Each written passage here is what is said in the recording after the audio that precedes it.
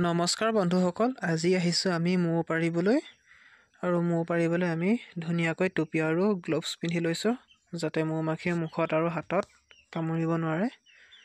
আৰু আমি ধোঁৱাও দি লৈছোঁ লগতে, কাৰণ ধোঁৱা দিলে সিহঁতৰ খংটো অলপ কমে বা শান্ত হয়। এতিয়া আমি এখন এখনকৈ চাককেইখন উলিয়াম। এয়া দেখিছেনে, এই চিল কৰি থৈছে যে, এই চিলৰ ভিতৰত কেৱল মৌজোলেই আছে। ইয়াৰ মাজত আমি এখন জালি লগাইছোঁ। জালিখনৰ কাৰণে ৰাণী ওপৰলৈ আহিব নোৱাৰে, আৰু গতিকে গোটেই চাককেইখনৰ ৰখি হয়। আপোনালোকক জালিখনো দেখুৱাম কেনেকৈ দিয়া আছে, চাই থাকক ভিডিঅ'টো।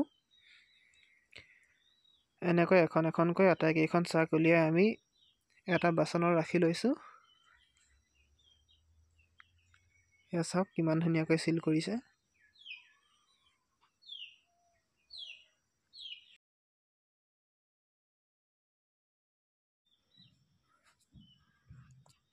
এতিয়া বন্ধুসকল, আমি এনেকৈ এখন এখনকৈ নি আছোঁ চাককেইখন। এইখন চাক অৱশ্যে সম্পূৰ্ণ চিল হোৱা নাই, যদিও এচাইড চিল হৈছে। আমি চিল হোৱা চাইডটোহে কাটিম, চিল নোহোৱাখিনি আমি থৈ দিম। আমাৰ ৰস থকা চাক আটাইকেইখন নি হৈ গ'ল। এতিয়া আপোনালোকক বাঁহটো দেখুৱাবলৈ লৈছোঁ। এই বাঁহটো চাওক, আৰু জালিখন সেইখন। এইখনেই হয় জালিখন, যিখনৰ কাৰণে ৰাণীজনী উঠি আহিব নোৱাৰে। এই দুখন চাক অৱশ্যে আছিলে, কিন্তু চাককেইখন সম্পূৰ্ণ হোৱা নাই। আৰু এতিয়া আপোনালোকক দেখুৱাবলৈ লৈছোঁ আমি আনি গোটাই থোৱা চাকসমূহ। এইখন দেখিছেনে, চিল নোহোৱাখন। এইখন ওপৰত থৈছোঁ, আমি এটা চাইডহে কাটিম, এটা চাইড থৈ দিম ইয়াৰ। এতিয়া আমি চিলবিলাক কাটিবলৈ লৈছোঁ। কেনেকৈ কাটোঁ আৰু কেনেকৈ ৰস উলিয়াওঁ ভিডিঅ' আকাৰে আপোনালোকক দেখুৱাই আছোঁ, চাই থাকক আপোনালোকে। এনেকৈ এখন চোকা চুৰিৰে চিলবিলাক এনেকৈ কাটিব লাগে।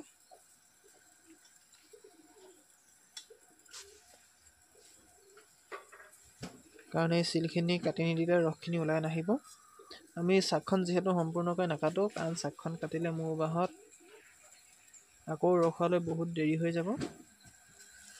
একেখন চাকেই আমি পুনৰ ব্যৱহাৰ কৰিম।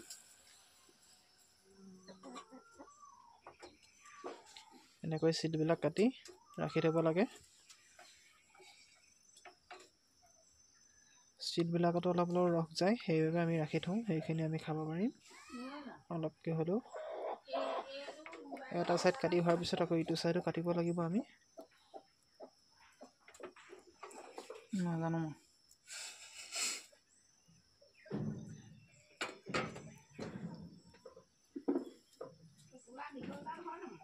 হয় চাগে।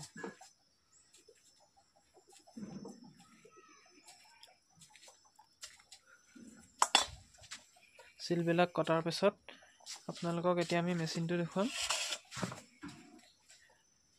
এইটো হ'ল মেচিনটো, নিজে বনাই লোৱা।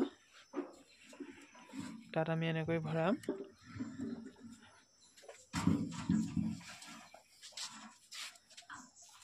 আৰু এখন চাকৰ চিলটো কাটি ভৰাই আপোনালোকক ঘূৰাই দেখুৱাম কেনেকৈ ৰস ওলায়। আমাৰ এইখনৰো চিল কাটি হৈ গ'ল। এতিয়া আপোনালোকক মেচিনত ভৰাই ঘূৰাই দেখুৱাম কেনেকৈ ৰস উলিয়ায়। এয়া চাওক, এফালে এখন ভৰাই থোৱা আছে আৰু আনফালে এইখন দিম এতিয়া।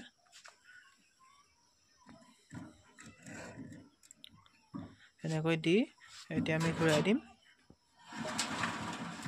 দেখিছেনে ৰসবিলাক কেনেকৈ চিটিকি চিটিকি ওলাইছে।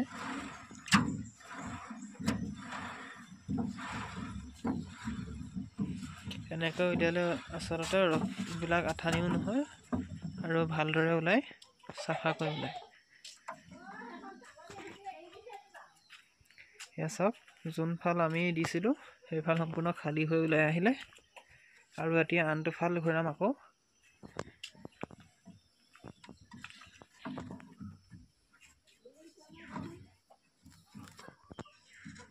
এইখন চাকু আমি লুটিয়াই দিম। এইখন চাকু দেখিছে খালী হৈ ওলাই আহিছে। অকণমান থাকে, সেইকণ আচলতে থাকিলেও একো অসুবিধা নহয়। থাকিলে মৌখিনিহে ভালহে পায়।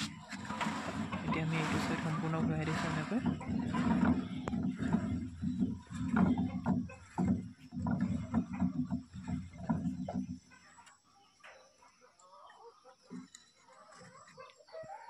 এয়া চাওক চাকখনৰ এতিয়া দুইটা চাইড সম্পূৰ্ণ খালী হৈ পৰিছে। সেইখন চাক আমি আকৌ মৌ বাহত লগাই থ'ম আৰু 10 পৰা 15 দিনৰ ভিতৰত আকৌ সিহঁতে আগৰ অৱস্থাৰ নিচিনা কৰি পেলাব, মানে ৰসেৰে ভৰাই তুলিব।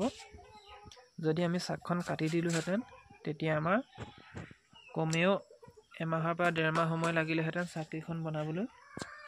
এনেকৈ দিয়াৰ বাবে আমাৰ বহুত সোনকালে হৈছে। এতিয়া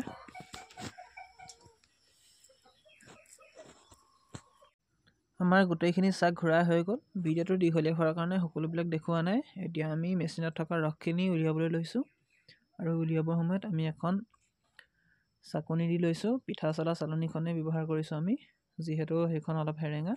বেছি ডাঠ চাকনি হ'লেও ৰসবিলাক সৰকি নাযায়। সেয়া চাওক আমি বাকি আছোঁ, দেখিছেনে কেনেকুৱা ৰঙৰ ওলাইছে।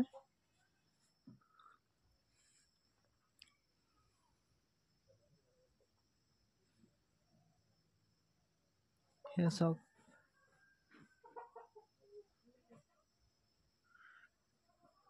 এনেকৈ আচলতে মৌ ৰস উলিওৱা হয়। আৰু আজিৰ ভিডিঅ'টো ইমানতে সামৰণি মাৰিছোঁ।